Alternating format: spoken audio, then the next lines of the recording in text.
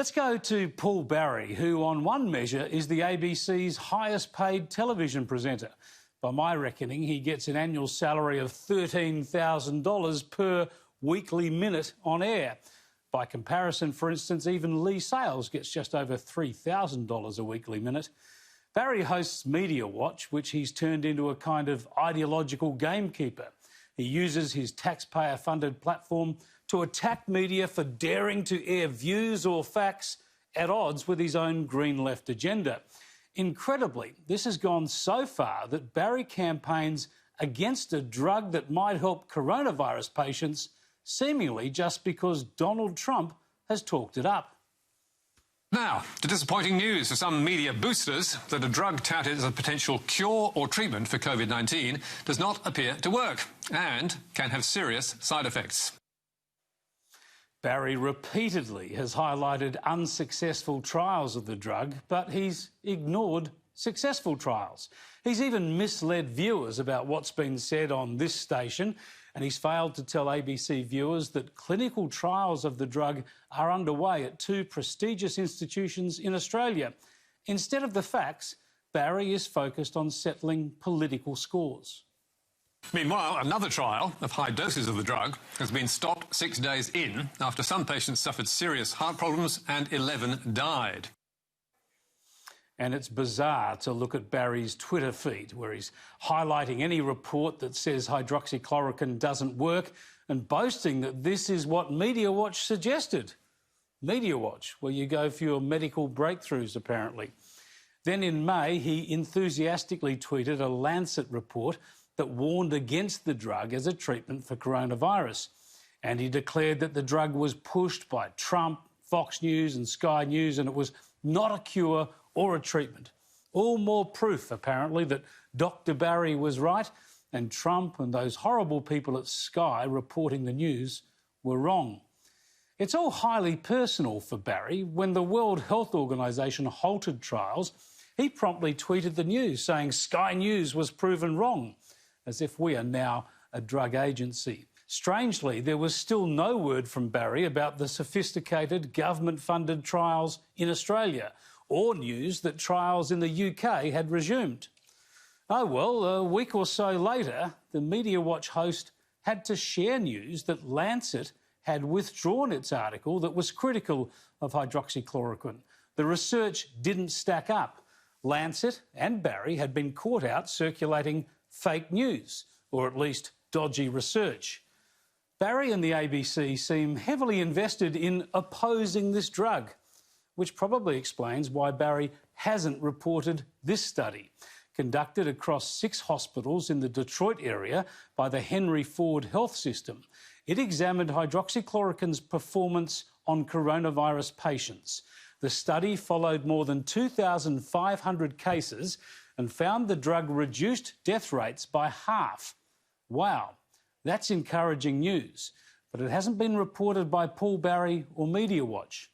On past performance, they'll buy into the story again only when there's more criticism of hydroxychloroquine because, incredibly, even when it comes to the search for life-saving drugs, they seem to be obsessed with ideology and politics over the facts.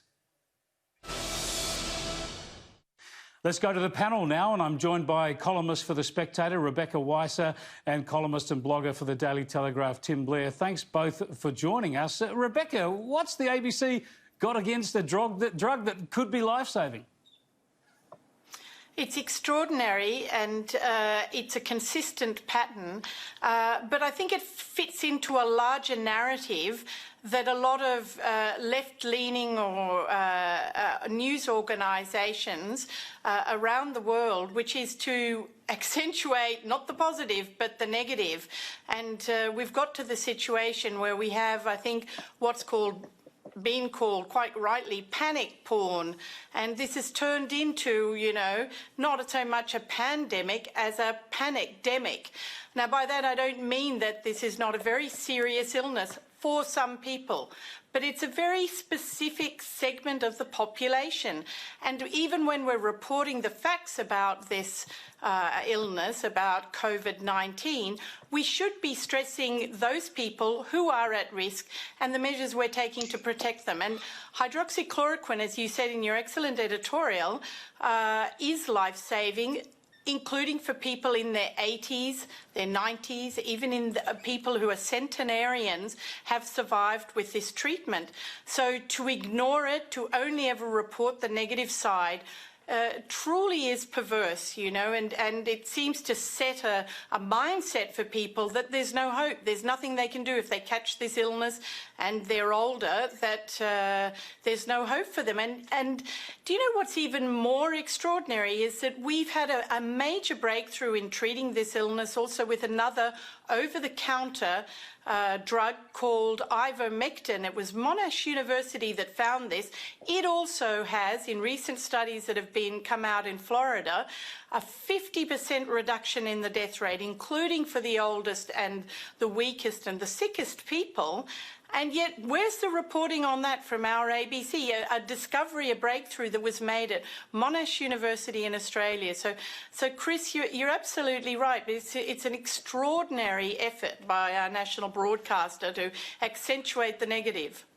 Yeah, well, Tim, what really surprises me about this, I suppose it doesn't surprise us, but there's partisanship involved. Surely we all want as many drugs to be successful as possible, but the ABC seems to be barracking against hydroxychloroquine because Donald Trump says it's a breakthrough and because he's actually taking it. I know, it's just a reflexive Trump derangement syndrome byproduct. I occasionally... Chris, like to imagine a world where there is no ABC and where you know, someone proposes that there should be an ABC. Imagine if there wasn't an ABC and then you had people going to Parliament and telling the Prime Minister, I think it's a really good idea that we give $1 billion to a bunch of people so that we can hear what Paul Barry's opinion is. Can you imagine that getting up? If the ABC hadn't existed for 1 million years, if it hadn't already been in place, the idea of it being conceived and started from scratch is ridiculous. Prime Minister, we don't think the Greens and the anarchical Green left are getting enough of a hearing in this country. Let's spend $1 billion a year campaigning against our country's values, institutions and culture. I don't think it'd fly, would it? Don't think so, mate. You know, here's a great government initiative. Let's give 200 grand plus to some whiny pommy guy who's never, you know, who's written a couple of biographies and bitches about a lot of stuff. Let's give him 200 grand just to hear what he thinks about things. Yeah, it's extraordinary.